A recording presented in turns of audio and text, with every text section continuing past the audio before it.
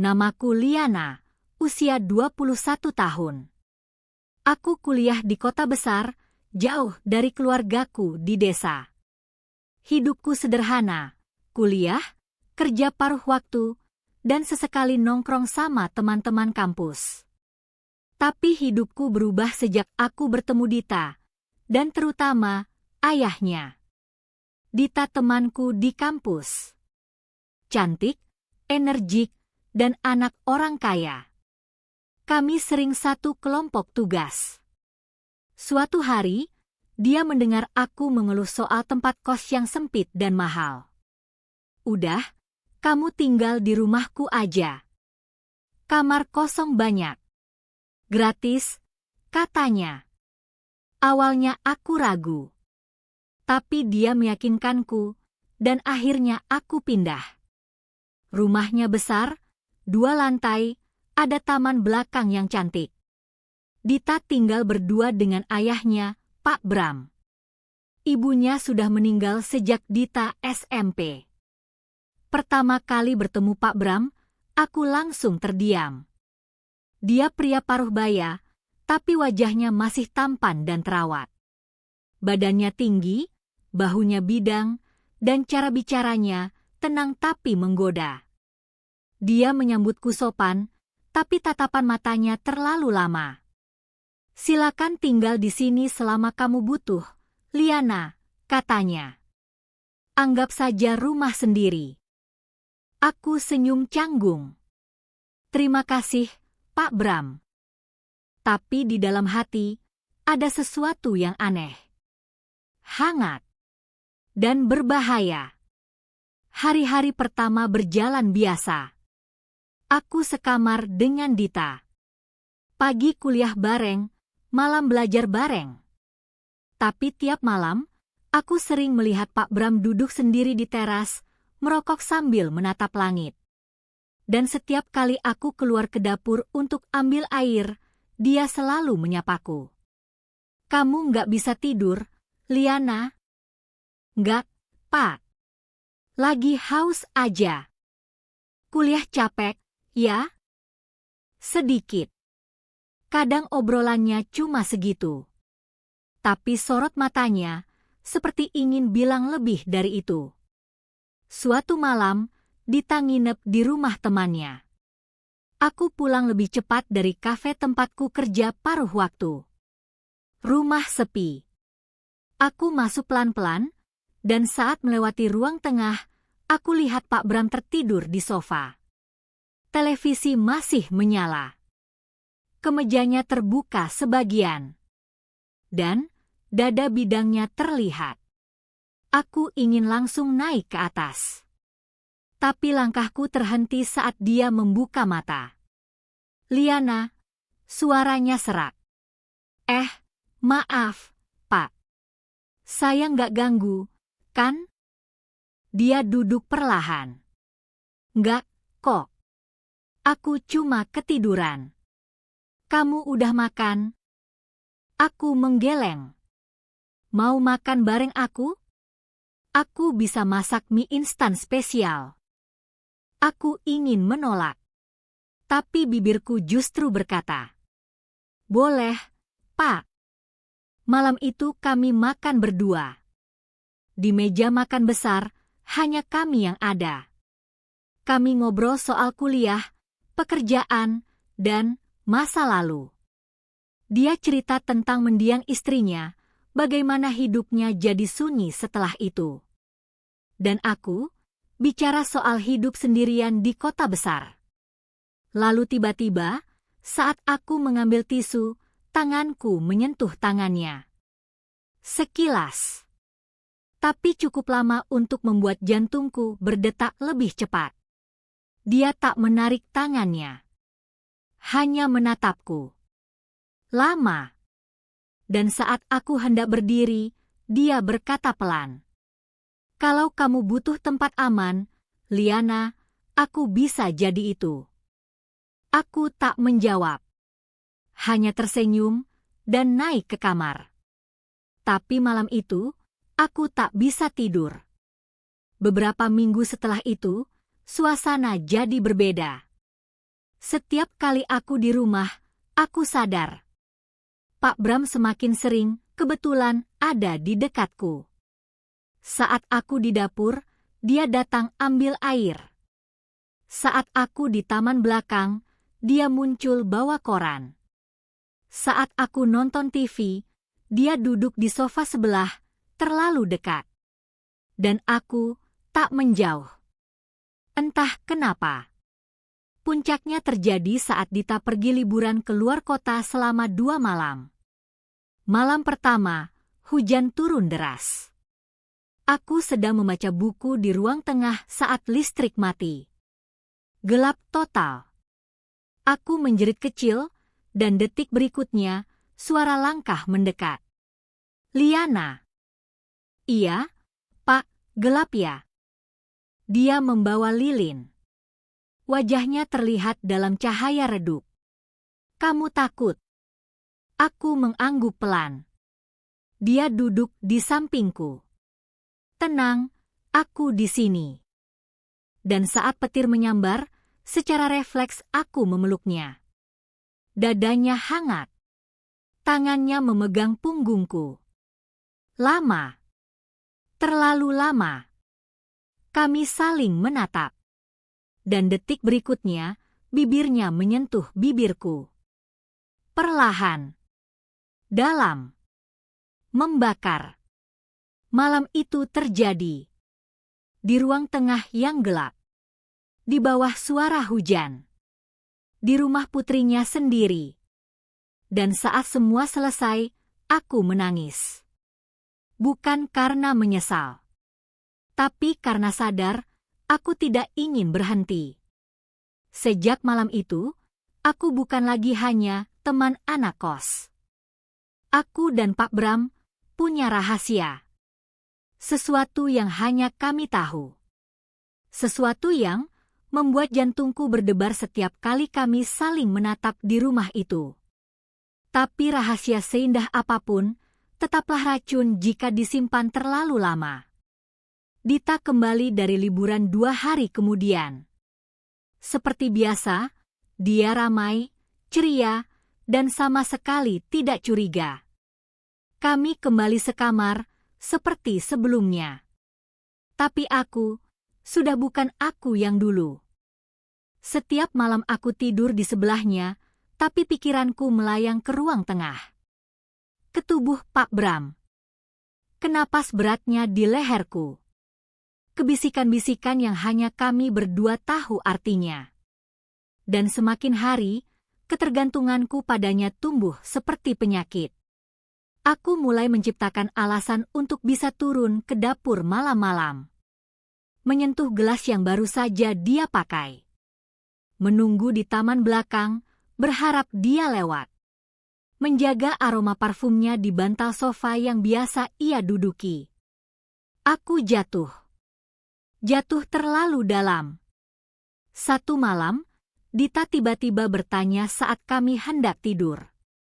Nin, kamu merasa nggak sih, akhir-akhir ini Papa jadi lebih sering di rumah? Aku menahan napas. Emangnya kenapa? Biasanya dia jarang banget ada di rumah. Tapi sejak kamu pindah, dia mulai sering ngobrol, senyum-senyum sendiri. Bahkan suka nanya kamu lagi di mana. Aku tertawa kecil, berusaha netral. Mungkin karena rumah jadi lebih ramai aja. Dita mengangguk, lalu tertidur. Tapi aku, tidak. Karena untuk pertama kalinya, aku merasa takut. Takut Dita tahu. Takut dia terluka. Tapi lebih dari itu, takut kehilangan Bram. Malam berikutnya, aku duduk sendiri di taman belakang. Udara dingin. Tapi pikiranku lebih dingin lagi. Aku mulai merasa bersalah. Tapi rasa bersalah itu kalah oleh rindu. Dan seolah semesta mendengar. Pak Bram muncul dari pintu dapur, berjalan pelan ke arahku. Kamu kedinginan? Sedikit. Dia duduk di sampingku. Dekat. Terlalu dekat. Aku nggak bisa tidur, katanya. Setiap malam, aku kepikiran kamu. Aku menatap tanah. Tapi jantungku berdetak kencang. Liana, kalau bukan karena Dita, mungkin aku sudah melamarmu sekarang. Aku tersentak. Apa maksud Bapak? Dia menatap mataku. Aku nggak main-main, Liana. Kamu tahu itu. Aku ingin kamu. Bukan hanya di malam hari. Tapi dalam hidupku. Aku menggigit bibir. Bingung antara bahagia dan panik. Bagaimana dengan Dita? Bisikku. Dia terdiam. Dan sebelum dia sempat menjawab, suara pintu belakang mendadak terbuka. Kami refleks menjauh. Dita berdiri di ambang pintu, mengantuk, memegang gelas air. Aku dengar suara, "Kalian di sini?" Aku cepat-cepat berdiri. Iya, aku cuma duduk-duduk, Dita. Matanya menyipit. Melihat ke arah ayahnya, lalu padaku. Jam segini? Papa juga. Pak Bram menjawab tenang. Papa cuma temani Liana sebentar. Dia bilang gak bisa tidur. Dita menatap kami bergantian. Lalu berkata pelan. Aneh, makin kesini, kalian makin mirip pasangannya. Lalu ia kembali masuk rumah. Kami berdua diam. Tapi udara terasa seperti pecah. Sesuatu berubah. Besok paginya, Dita tak banyak bicara. Dia hanya menatapku lama saat sarapan.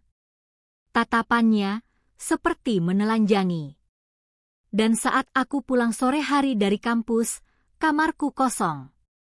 Semua barangku dikeluarkan. Aku panik. Lalu bertemu Dita di ruang tamu. Wajahnya datar. Kamu pindah, Nin. Hari ini juga. Aku tercekat. Apa? Apa maksud kamu? Aku nggak bodoh, Nin.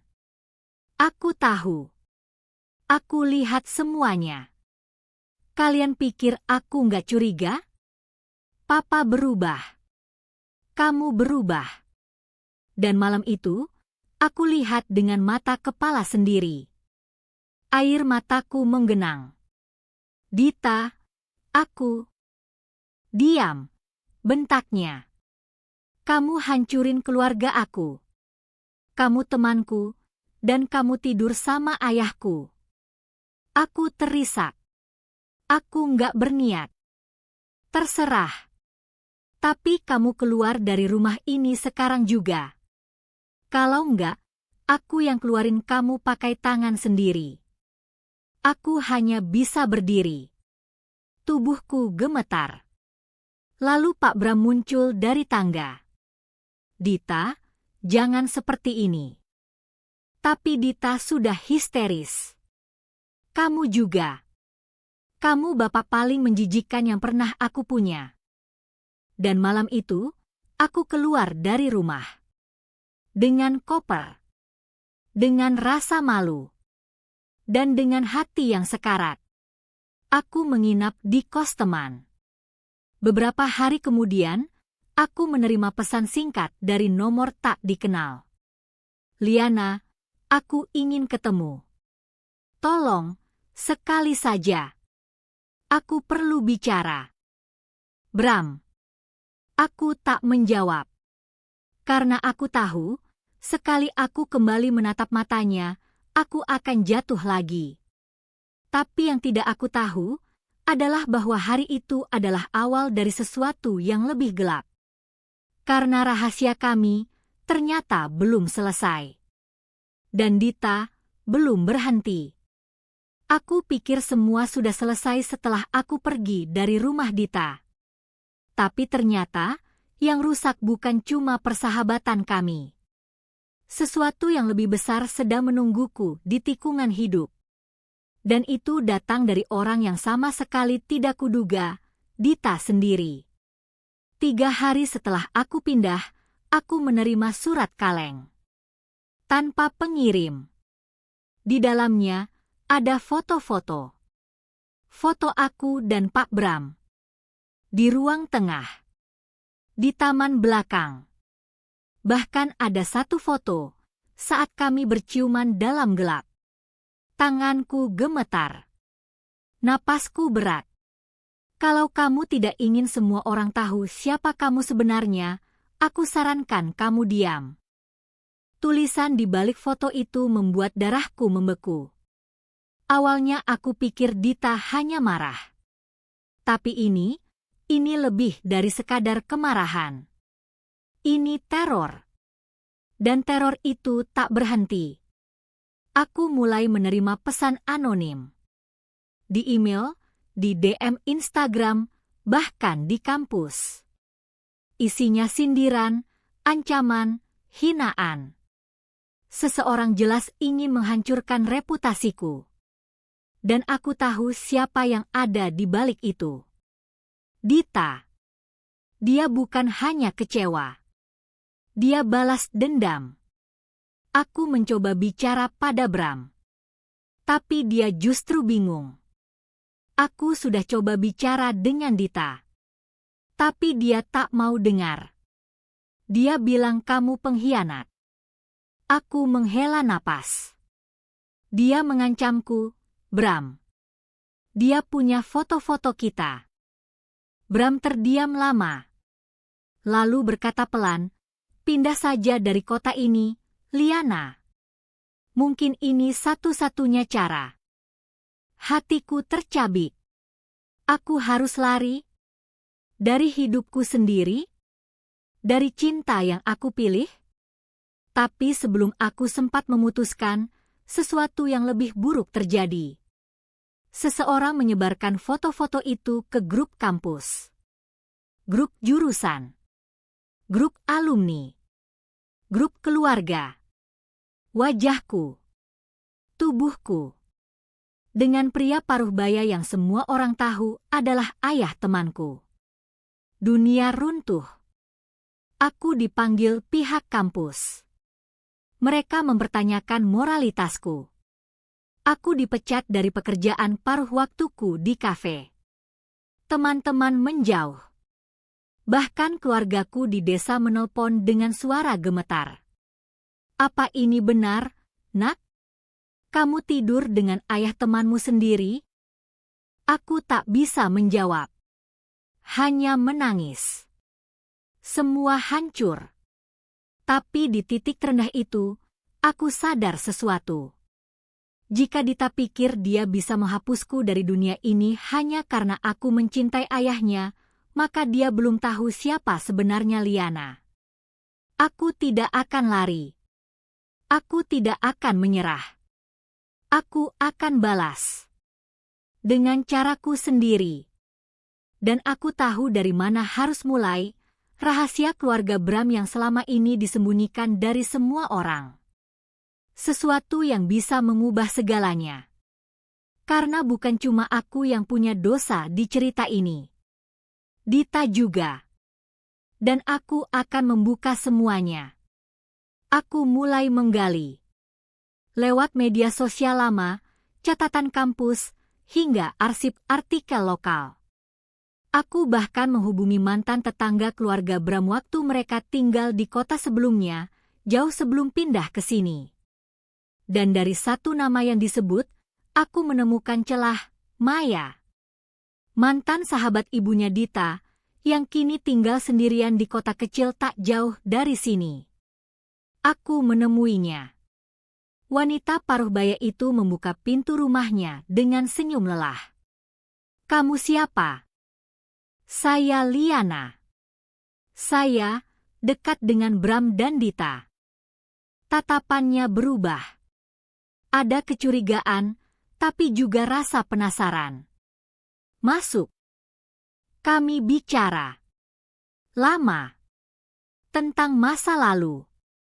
Tentang keluarga Bram. Dan saat aku menyebut nama Dita, Maya hanya menghela napas panjang. Kamu tahu, Dita bukan anak yang mudah sejak kecil. Tapi semua mulai berubah saat ibunya jatuh dari tangga dan meninggal. Wajah Maya mengeras. Kecelakaan, katanya. Tapi aku tahu, ada sesuatu yang disembunyikan. Aku mendekat. Apa maksud ibu? Seminggu sebelum istrinya meninggal, dia dan Bram bertengkar hebat.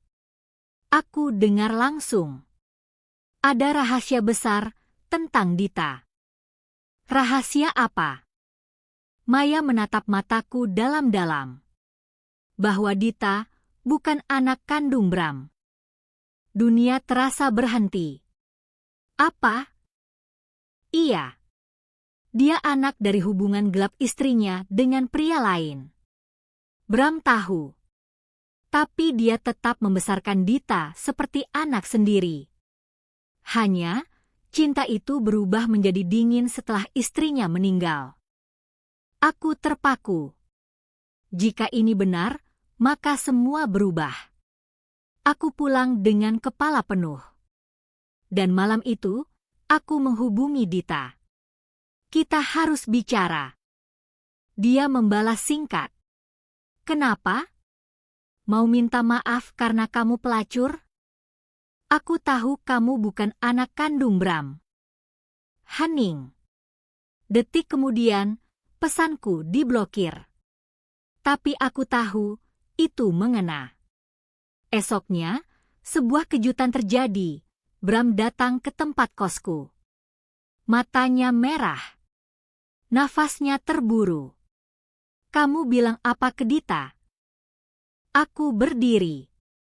Aku hanya ingin dia berhenti menghancurkan hidupku. Dia kabur. Dia pergi dari rumah.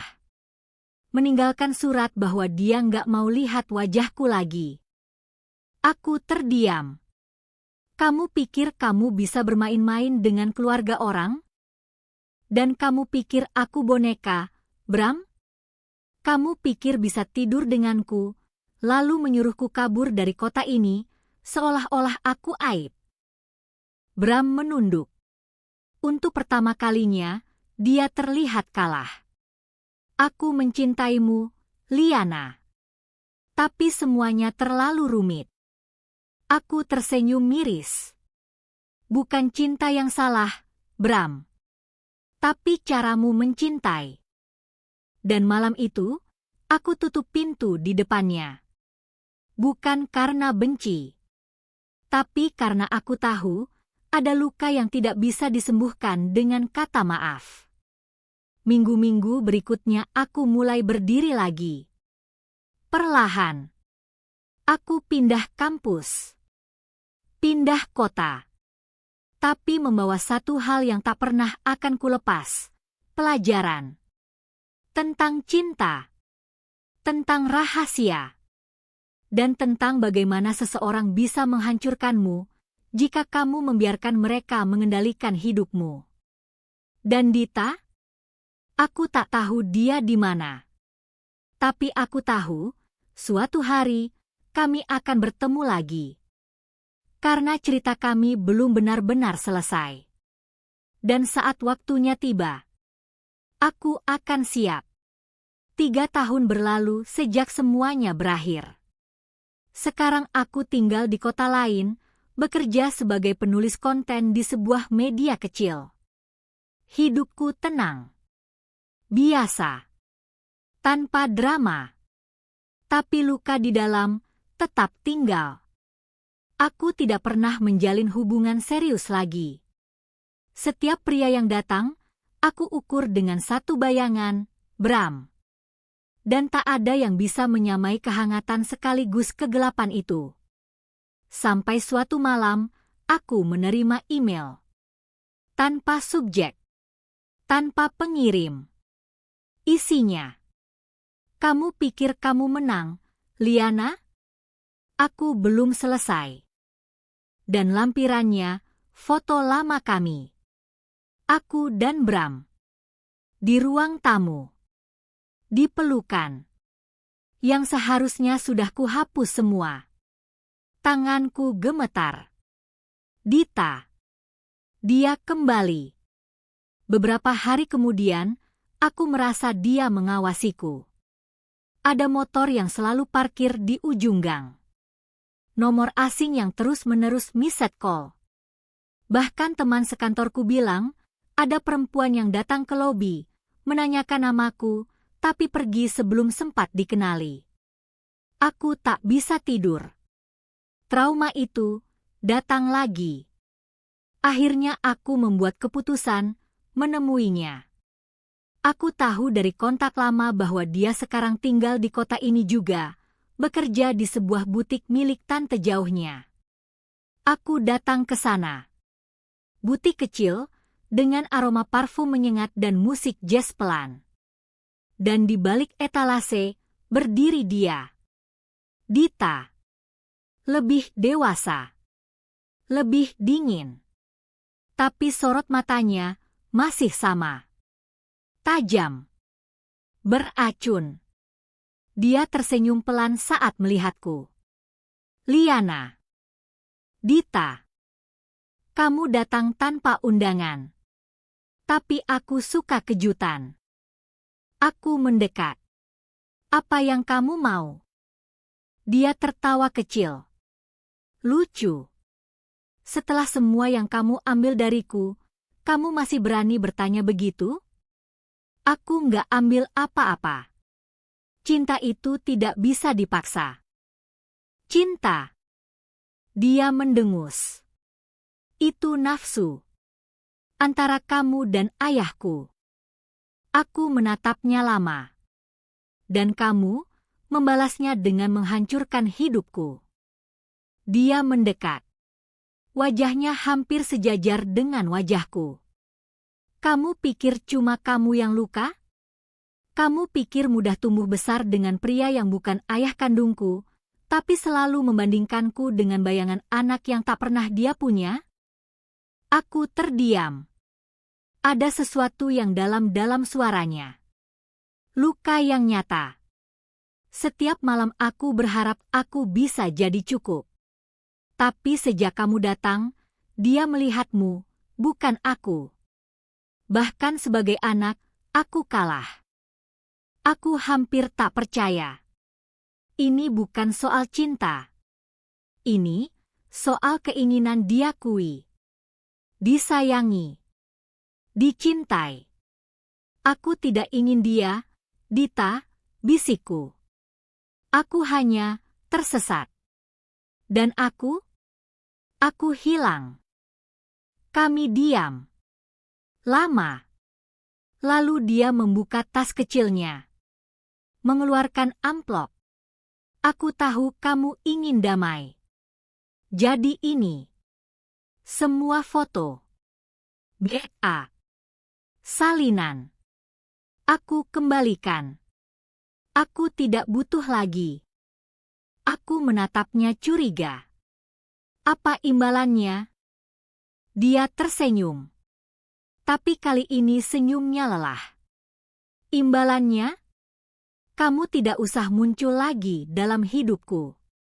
Anggap semua selesai. Kita tidak pernah saling kenal. Aku mengambil amplop itu. Berat. Tapi ada kelegaan di dalamnya.